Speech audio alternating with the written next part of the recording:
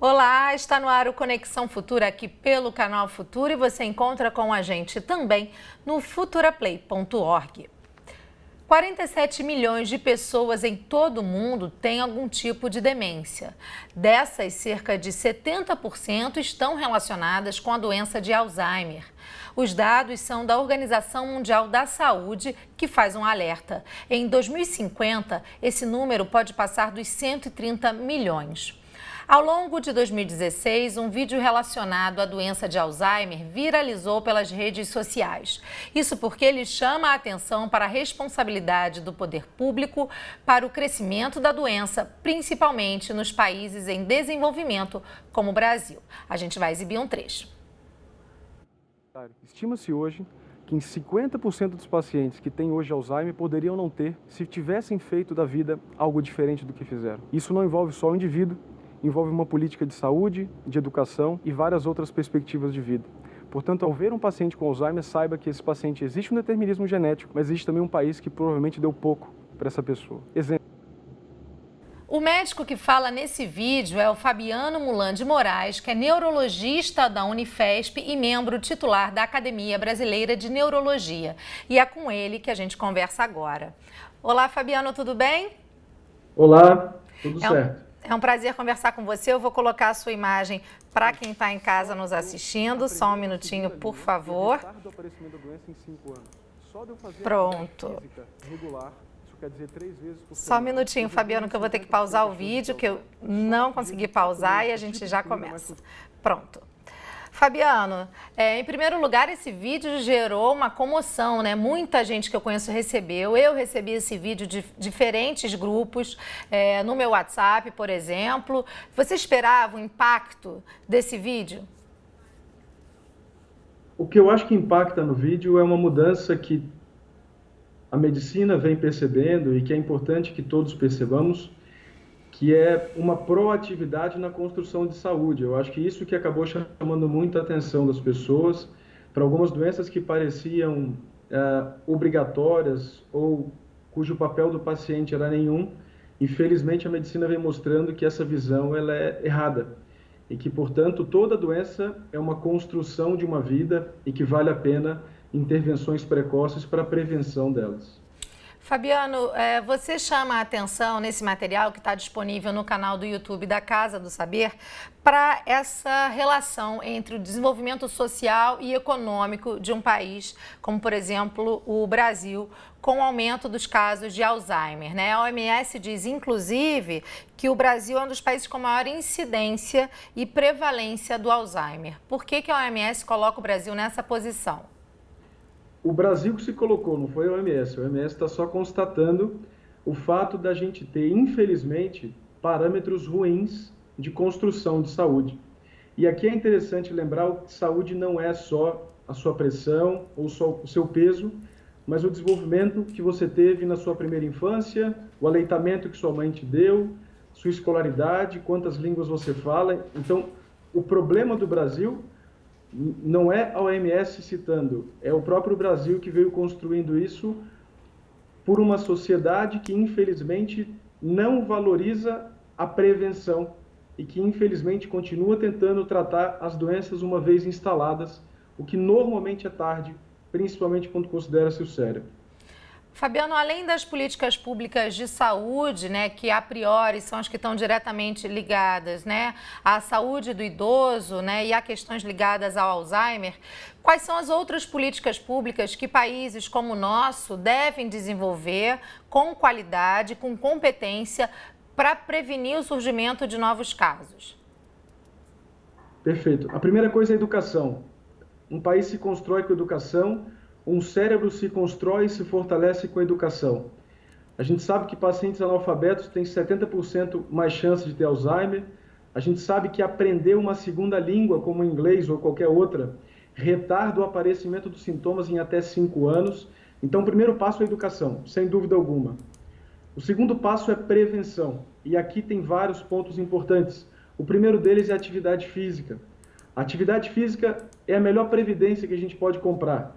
É a melhor maneira de garantir um futuro adequado.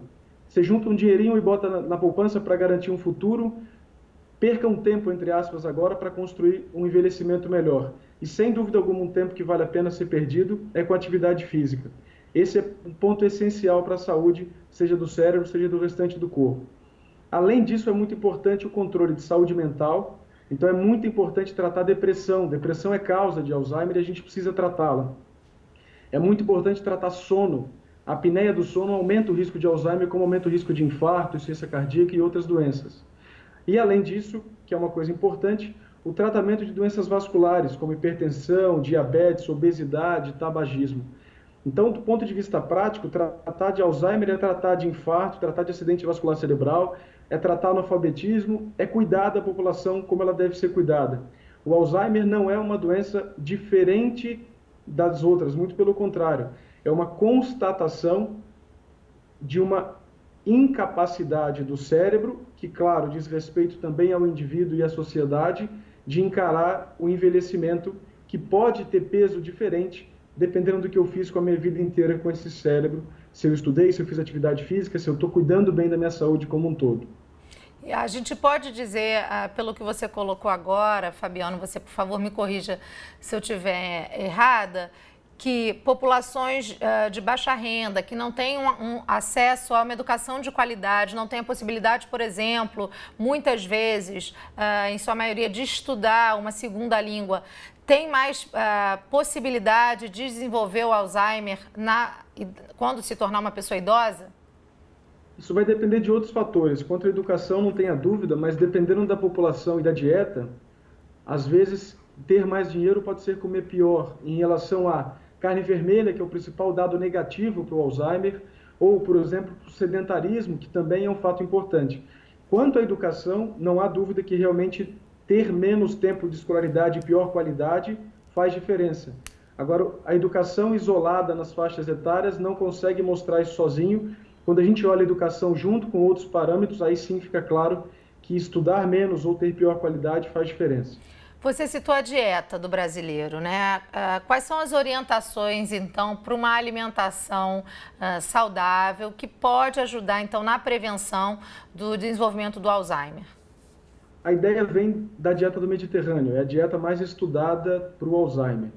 Essa dieta, ela basicamente reduz carne vermelha e busca carne branca ou ausência de carne, reduz os carboidratos simples, tipo arroz e batata, e tenta procurar os integrais, como arroz integral, macarrão integral, aumenta o número de verdura, legumes, óleos, principalmente monoinsaturados como azeite, evitando principalmente aí gordura animal, a carne vermelha e as gorduras também saturadas, por exemplo, como manteiga e banha, por exemplo. Fabiano, a gente já está caminhando para o fim da nossa conversa, mas a gente tem no Brasil atualmente mais de 14 milhões de idosos, né? A longevidade do brasileiro já está na casa, em média, dos 75 anos e meio de idade, né? Então a gente tem que dar qualidade de vida também para essa população idosa. Que dicas você pode dar, então, para quem está nos assistindo, que está chegando nessa etapa da vida, para ele ter um envelhecimento saudável, um envelhecimento bom, com qualidade também para a sua saúde mental? Eu acho que a maior dica é uma informação importante. Para o cérebro nunca é tarde demais. Mesmo que você não tenha feito talvez a vida inteira esses cuidados, começar aos 50, 60, 70 e 80, e às vezes até com a doença já instalada, faz diferença. Esse é o privilégio de ter um cérebro extremamente adaptado, que pode se adaptar tanto para o ruim, facilitando o aparecimento das demências, quanto também se protegendo, construindo mais sinapses, mais conexões, se fortalecendo contra o aparecimento futuro da doença. Então a dica é, cuide da saúde como um todo, lembre que nós temos um papel importante na própria saúde, não é o médico, não é o remédio, é a nossa rotina mental, de atividade física, alimentar, cognitiva e intelectual que vai fazer diferença, e lembrar que a gente deve ser sempre proativo, como a gente é normalmente em outras áreas da vida, na construção da nossa saúde, principalmente a cerebral, porque é a mais importante para o ser humano. Muito bom, Fabiano, muito obrigada pela sua participação no Conexão Futura de hoje. Foi super importante prestar, então, esse serviço a quem está nos assistindo, viu? Até uma próxima. Até a próxima, eu que agradeço. Um grande abraço a todos. Um abraço. Na próxima entrada do Conexão Futura, vamos saber o que são as chamadas soft skills e como impactam no mercado de trabalho. A gente vai dar dicas bacanas para você que está buscando aí uma posição, uma qualificação na sua área. A gente volta então daqui a pouco com mais Conexão Futura. Até já!